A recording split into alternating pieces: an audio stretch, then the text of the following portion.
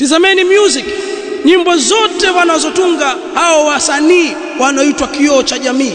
Hivi si vioo vya jamii, ni vioo, sio vioo, ni vioo vya jamii. Tizameni, wao wako uchi hao wasanii, wamevaa macheni, wametoboa masikio, wamesuka manywele.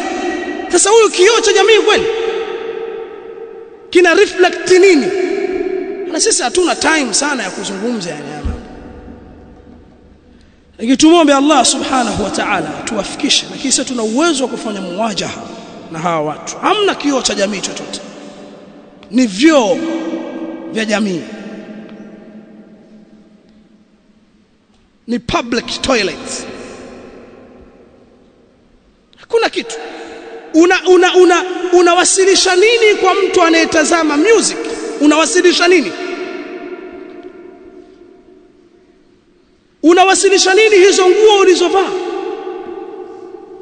Kama ni mwanamuziki wa mwanaume kavaa tumbo wazi, kitovu wazi, kasuka nywele, katia nywele dawa. Kuna mwingine kapaka piko, yani mtoto wa kiume anaimba kapaka piko. Nini unawakilisha?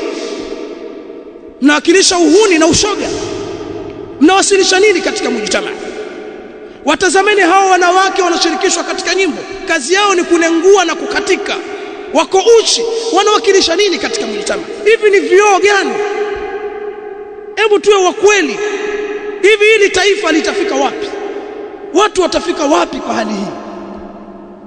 Muziki yote, hakuna muziki usiowakilisha uchi, usiowakilisha mapenzi, mwanamke amkatikia mwanamume. Sasa mnawafundisha nini wanatazama muziki? Ni sanaa hiyo, sanaa mmetumia sanaa hiyo kufikisha nini katika mujtamaa?